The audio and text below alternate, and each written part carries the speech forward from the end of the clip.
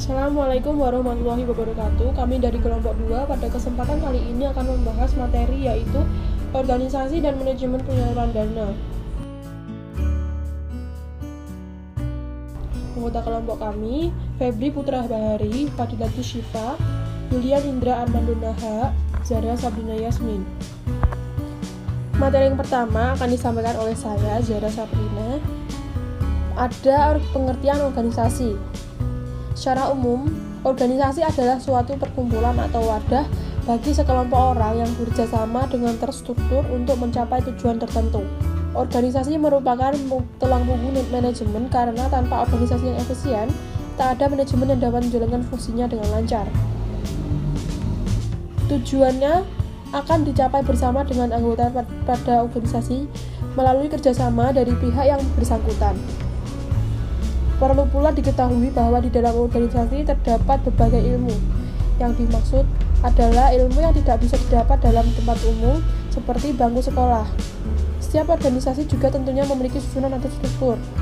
Budaya organisasi yang baik tercipta dari solidnya para anggota hingga menciptakan atmosfer yang baik dan berdampak pada pengembangan karakter bagi para anggotanya. Yang kedua ada fungsi organisasi. Ada 3 fungsi organisasi, yaitu yang pertama fungsi organisasi memberi arahan dan aturan, pembagian kerja mengenai apa yang harus tidak dilakukan dan boleh dilakukan oleh para anggota organisasi. Yang kedua fungsi organisasi selanjutnya ialah meningkatkan skill dan kemampuan dari para anggota dalam upaya mendapatkan sumber daya dan dukungan dari lingkungan. Lalu yang ketiga ada fungsi organisasi yang terakhir, yaitu memberikan pengetahuan serta mencerdaskan setiap anggota organisasi. Organisasi khusus dalam bidang bisnis dan ekonomi terdapat 4 fungsi seperti yang berikut ini. Yang pertama harus memungkinkan manajemen dan memaksimalkan pengeluaran melalui penyediaan sistem manusia dan sistem mesin yang efisien. Harus memastikan jaringan komunikasi dan informasi yang lancar dan efektif. Harus menawarkan pekerjaan yang menarik dan bermakna bagi semua individu dalam organisasi. Hal ini memastikan kepuasan kerja. Organisasi dikembangkan untuk kepentingan banyak orang karena organisasi juga humanistik dan bukan hanya mekanistik. Yang keempat harus menciptakan, memelihara, dan mengembangkan citra atau individualisnya sendiri. Hal ini memastikan niat baik orang luar. Melalui tujuan organisasi yang sama dan kompak, organisasi bisa berkembang untuk lebih berpengaruh. Selanjutnya ada tujuan organisasi secara umum.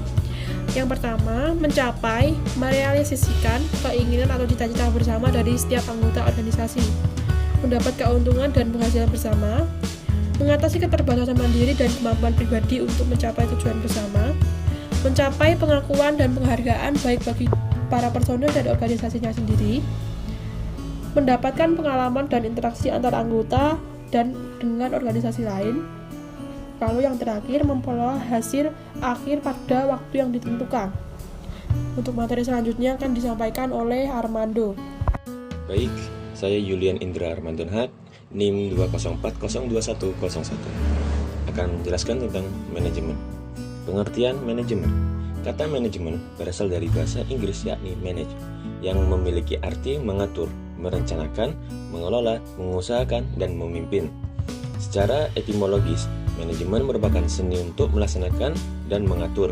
Hal tersebut yang mendasari manajemen sebagai seni mengelola dan mengatur agar tersusun secara rapi. Istilah manajemen tersebut biasanya diidentikan dengan dunia bisnis dan perkantoran. Manajemen sangat dibutuhkan agar tujuan pribadi atau organisasi bisa tercapai. Manajemen juga sangat diperlukan untuk mencapai efisiensi dan efektivitas suatu kerja organisasi. Adapun orang yang mengatur, merumuskan, dan melaksanakan berbagai tindakan manajemen disebut manajer. Fungsi dari manajemen yaitu ada 5. 1. Perencanaan. 2. Pengorganisasian, organizing. 3. Fungsi penempatan.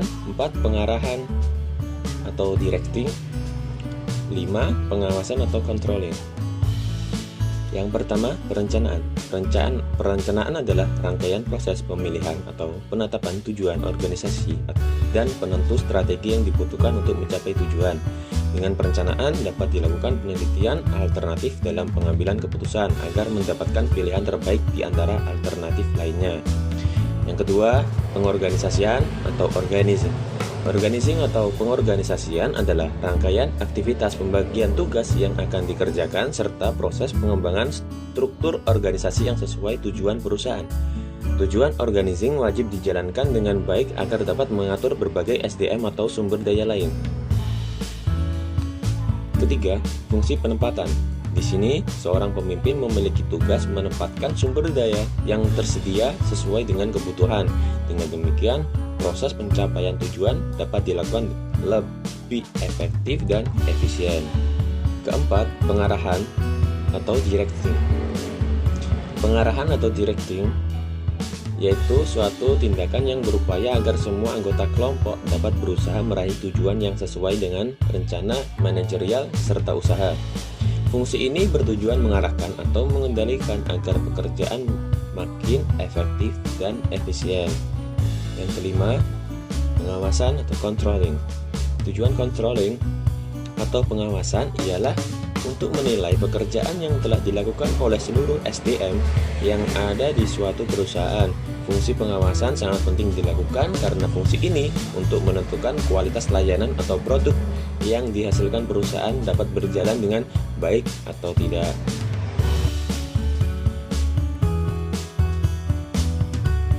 Faktor manajemen. 1. Manusia atau human, uang, bahan, mesin, metode, dan pasar. Yang pertama ada manusia. Faktor yang paling utama dalam manajemen adalah manusia. Manusia membuat tujuan dan melakukan proses pencapaian tujuan tersebut. Dengan kata lain, proses kerja tidak akan terjadi bila tidak terdapat unsur manusia di dalamnya. Yang kedua, uang atau money. Selain manusia, uang juga merupakan unsur manajemen yang sangat berpengaruh karena hasil kegiatan dapat diukur dari jumlah yang beredar di suatu perusahaan. Adanya uang bisa menjadi alat proses pencapaian tujuan dengan penggunaannya yang diperhitungkan secara rasional. 3. Bahan atau material. Ketersediaan bahan baku atau material sangat vital dalam proses produksi. Tanpa material, perusahaan tidak bisa mengolah sesuatu untuk dijual. Dibutuhkan tenaga ahli untuk mengolah bahan baku menjadi barang yang jadi atau setengah jadi. Sumber daya manusia dan bahan baku sangat berkaitan erat satu sama lain dan tidak dapat dipisahkan. Yang keempat, mesin. Mesin sangat dibutuhkan manusia untuk melakukan pekerjaan yang sulit menjadi lebih mudah dan cepat. Penggunaan mesin akan meningkatkan hasil dan keuntungan serta membuat proses kerja menjadi lebih efektif dan efisien. Selain efisien, tingkat kesalahan manusia atau human error dapat diminimalkan. Yang kelima, metode.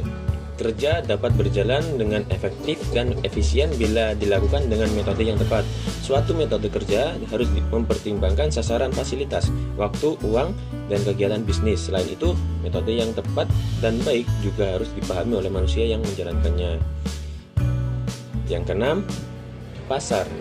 Konsumen atau pasar merupakan elemen yang sangat penting. Tanpa adanya pemasaran, barang tidak akan laku terjual.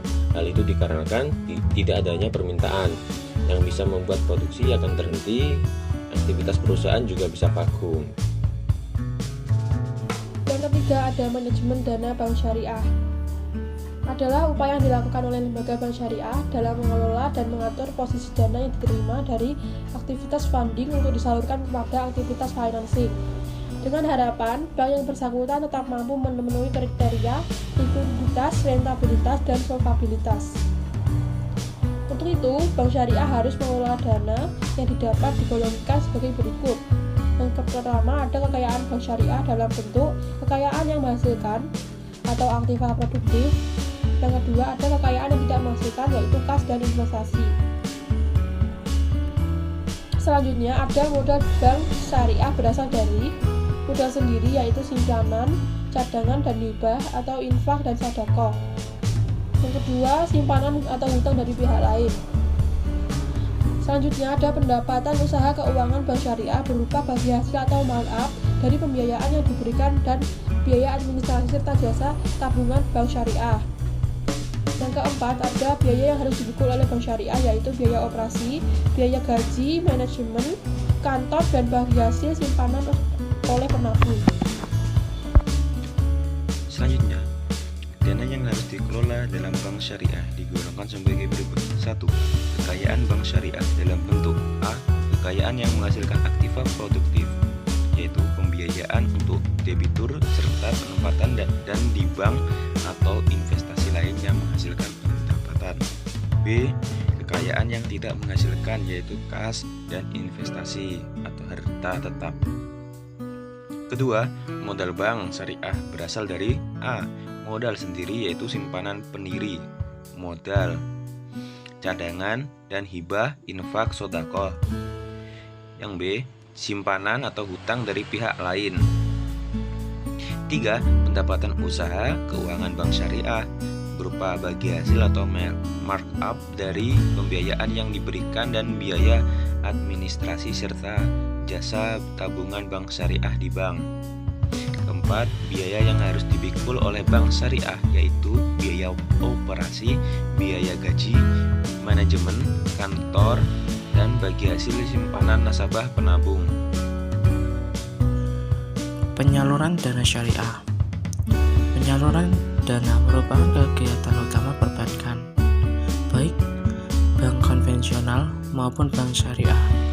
Dalam bank syariah, penyaluran dana ini lebih diakrab disebut dengan pembiayaan, sedangkan pada bank konvensional sering disebut kredit. Pembiayaan adalah salah satu tugas pokok bank, yaitu memberi fasilitas penyediaan dana untuk memenuhi kebutuhan pihak-pihak yang merupakan defisit unit. Jenis-jenis pembiayaan. Pembiayaan menurut tujuannya. Yang pertama, pembiayaan modal kerja, yaitu pembiayaan yang dimaksudkan untuk mendapatkan modal dalam rangka pengembangan usaha. Yang kedua, pembiayaan investasi, yaitu pembiayaan yang dimaksud untuk melakukan investasi atau pengadaan barang konsumsi. Pembiayaan menurut jangka waktu. Yang pertama, pembiayaan jangka waktu pendek. Pembiayaan yang dilakukan dengan waktu 1 bulan sampai 1 tahun. Yang kedua, pembiayaan jangka waktu menengah. Pembiayaan yang dilakukan dengan waktu 1 sampai dengan 5 tahun. Yang ketiga, pembiayaan jangka waktu panjang. Pembiayaan yang dilakukan dengan jangka waktu lebih dari 5 tahun. Tujuan pembiayaan. Secara umum, tujuan pembiayaan dibedakan menjadi 2 kelompok, yaitu tujuan pembiayaan untuk tingkat makro dan tujuan pembiayaan untuk tingkat mikro. Secara makro, tujuan pembiayaan bertujuan untuk yang pertama, peningkatan ekonomi umat. Yang kedua, tersedianya dana bagi peningkatan usaha. Yang ketiga, meningkatkan produktivitas. Yang keempat, membuka lapangan kerja baru. Yang kelima, terjadi distribusi pendapatan. Secara mikro, pembiayaan diberikan dalam rangka untuk 1. Upaya memaksimalkan laba. 2. Upaya meminimalkan resiko. 3. Pendaya gunakan sumber ekonomi. 4. Penyaluran kelebihan dana. Manajemen pembiayaan. Manajemen pembiayaan adalah pengelolaan yang efektif dan efisien terhadap penyaluran dana yang dilakukan bank kepada pihak lain dengan melibatkan sumber daya insani atau sumber daya manusia yang ada. Manajemen pembiayaan yang kuat sangat mendasar bagi kelangsungan hidup dan profitabilitas bank. Langkah-langkah perbankan di Indonesia agar mencapai kondisi pengkreditan yang sehat yaitu perencanaan kredit atau pembiayaan. Tujuan pemberian kredit adalah memberikan keuntungan berupa pendapatan bunga atau bagi hasil sesuai dengan yang diharapkan, meminimalisir kredit atau pembiayaan bermasalah, mengupayakan agar pelunasan kredit atau pembiayaan sesuai dengan kesepakatan atau perjanjian. proses pemberian kredit atau pembiayaan. Permohonan kredit atau pembiayaan dilakukan oleh nasabah dengan tujuan mendapatkan kredit atau pembiayaan sesuai dengan yang dibutuhkan. Permohonan ini harus dilakukan secara tertulis dan ditujukan ke pihak bank. Permohonan ini menjelaskan kebutuhan pinjaman yang diinginkan serta jenis pembiayaan yang diharapkan. Sekian presentasi dari kelompok kami. Apabila ada kurang lebihnya, kami mohon maaf. Wabillahi taufik wal hidayah. Wassalamualaikum warahmatullahi wabarakatuh.